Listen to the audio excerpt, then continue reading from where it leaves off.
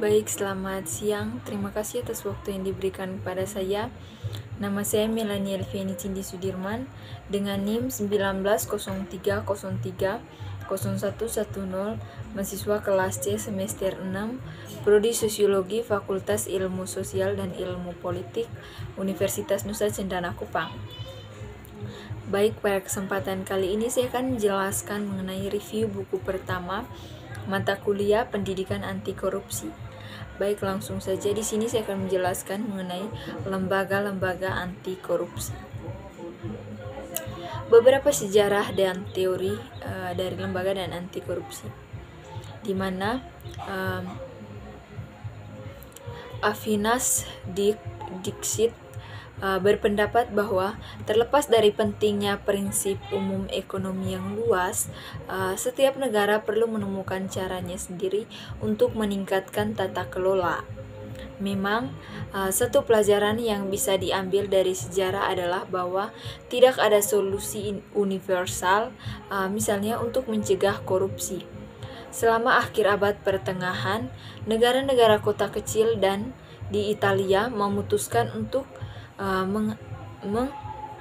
mengelihdayakan pelaksanaan kekuasaan kepada manajer kota atau asing. Podasta dengan menawarkan kontrak intensif yang sesuai berdasarkan uang jaminan dan biaya manajemen. Pada abad ke-20, negara-negara kota kecil di Asia Timur seperti Singapura dan Hong Kong dengan cepat menjadi bersih berkat upaya reformasi yang didukung oleh kepemimpinan yang merasa perlu untuk beraksi cepat terhadap beberapa skandal korupsi besar. Sedangkan di Amerika Serikat, sebaliknya, pengurangan korupsi adalah proses yang cukup panjang, berlangsung dari setengah abad atau akhir abad ke-19 sampai awal abad ke-20. Dan itu dimungkinkan oleh aliansi kepentingan bisnis dan gerakan progresif. Aliansi yang dibantu oleh munculnya pers yang sangat bebas. Namun, fakta bahwa setiap negara harus menemukan caranya sendiri untuk keluar dari korupsi tidak berarti bahwa tidak ada pelajaran umum yang dapat dipetik dari sejarah. Sejarah memang menunjukkan bahwa semua transisi yang berhasil menuju tata pemerintahan yang baik itu memerlukan perubahan norma sehingga pada akhirnya akan menjadi suatu proses. Sebagian besar warga negara merasa bahwa kepentingan terbaik mereka adalah untuk mematuhi aturan hukum. Ini bisa menjadi hasil dari upaya koordinasi yang mengubah situasi tipe dilema tahanan menjadi permainan di mana kerjasama dapat dilakukan dan munculnya untuk sejumlah alasan yang berbeda titik fokus baru yang memungkinkan agen pindah ke keseimbangan superior Pareto seperti dalam game Stackhand klasik. Masalahnya, ketika kita mulai melihat masalah koordinasi, maka tidak ada kebijakan yang baik. Selain itu, pemberantasan korupsi dengan sendirinya tidak serta-merta membawa good governance.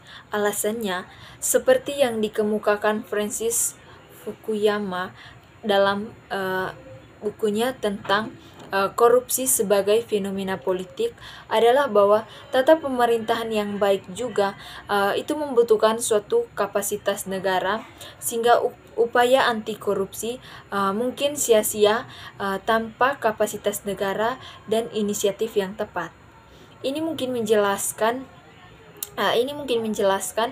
mengapa generasi pertama kebijakan anti korupsi yang ditunjukkan untuk mereformasi pegawai negeri sipil dalam tradisi Weberian atau gagal birokrasi yang koruptif tidak mengawasi dirinya sendiri.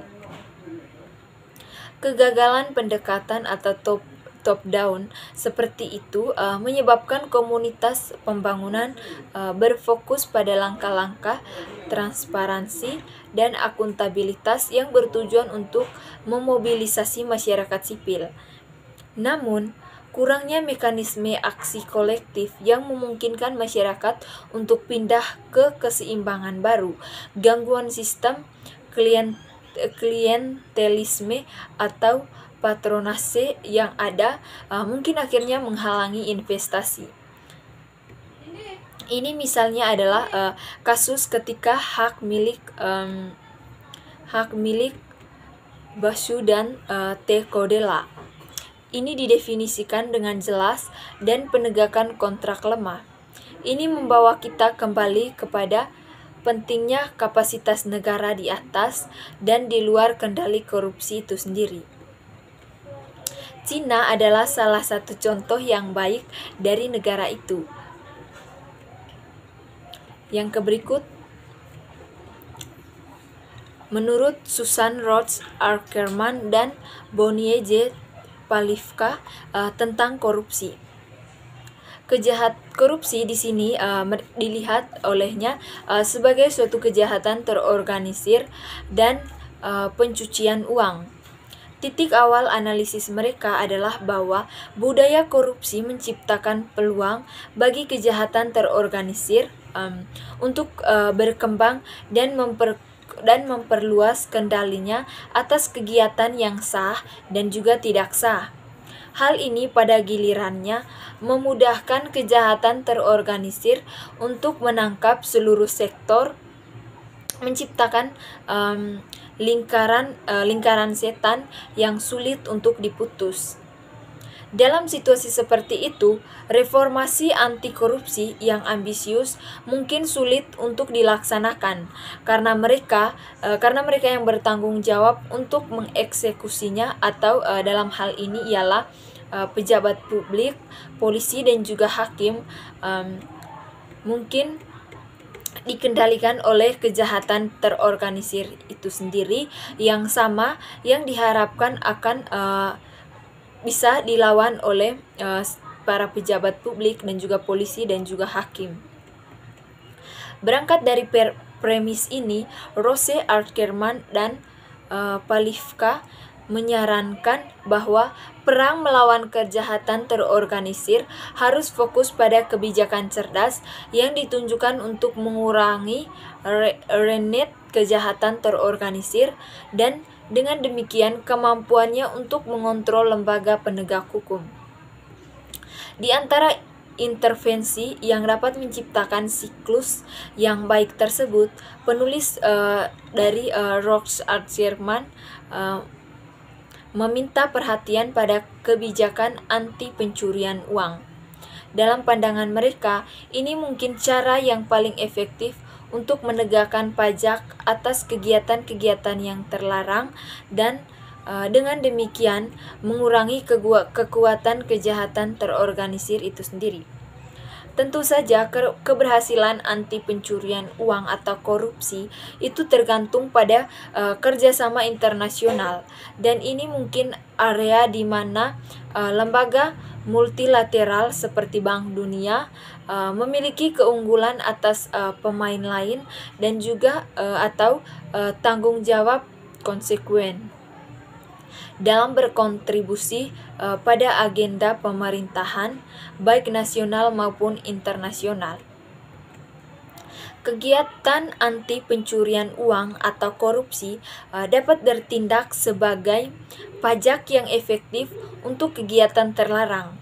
Pajak seperti itu dengan mengurangi sewa yang dapat dijamin oleh kelompok kriminal, mengurangi kemampuan mereka untuk membeli lembaga penegak hukum. Di mana di sini lebih menekankan pada bagaimana uang menjadi sebuah acuan untuk membuat seseorang ikut terlibat dalam kegiatan pencurian uang atau korupsi itu sendiri menjadi terorganisir. Memperluas logika seperti itu, orang mungkin bertanya-tanya, apakah reformasi lain yang mengurangi sewa, seperti yang mempromosikan liberalisasi ekonomi dan politik, juga cenderung mengurangi korupsi dan mendorong siklus dinamisme ekonomi dan peningkatan kapasitas negara yang baik. Yang berikut, hubungan antara korupsi dan kejahatan terorganisir adalah fokus dari liberalisasi.